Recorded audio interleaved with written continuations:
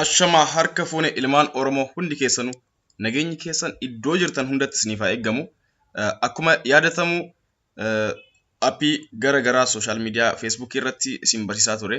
An Abdii Muktaar jedhama. Amma appiilee kanniin gara YouTube irra jijjiiraa jira jechuudha. Kana booda kan argattan YouTube irratti.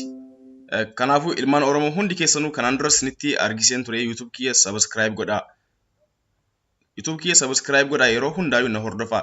Oro MP4 jedha YouTubein isa kana kunoo namni hin beekne maqaa wal fakkaatu jiraachuu danda'a garuu Oro MP4 kunoo suuraa kiyyatu irra jira jechuudha.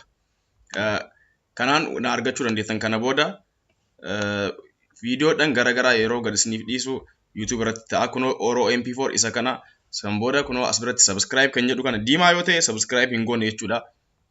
Subscribe kan jedhu kana garuu yeroo takka yoo click gootan yeroo takka yoo gattuutan subscribe gootan jechuudha kunoo tuqee kunoo subscribe ta'ee jira jechuudha amma. Isarraan ammoo kunoo garanatti maddii kan jiru kana mallattoo kana jechuudha yeroo takka yoo tuutan yeroo hundaa yeroo viidiyoo an gadhiise notification isiniif dhufa jechuudha. Kallattiidhaan na hordoftan jechuudha yeroo san notification isin bira ga'a. Kanaafuu ilmaan Oromoo hundi keessanuu YouTube kiyya subscribe godhaa kana booda na hordofaa. Appiilee gara garaa appiilee baay'ee jira appiilee gara garaa afaan Oromootiin wal barsiisna jechuudha. Isin ammoo subscribe gochuudhaan na jajjabeessaa yeroo hundaayyuu wantoota gara garaa akka isiniif qabadhee dhiyaadhutti share godhaatii waliif daddabarsaa. Kunoo akkuma argitan subscribe baay'ee hin qabu nama 45 qofa jechuudha hanga ammaatti namni subscribe godhe. Kanaafuu ilmaan Oromoo hundi keessanuu subscribe godhaa nu faana dhaabbadhaa hanga dhumaatti waan baay'inurraa wal barsiifna jechuudha. Galatoomaa hundi keessanuu viidiyoo kana share gochuudhaan nu wajjin tura nu hordofaa isiniin jedha. Ilmaan Oromoo galatoomaa subscribe gochuu hin irraanfatinaa. Ammas yeroo tokko irra deebi'ee isinitti argisiisa. Subscribe kan gootan yoo akkanatti diimaa ta'e kunoo yoo diimaa ta'e subscribe hin goone jechuudha.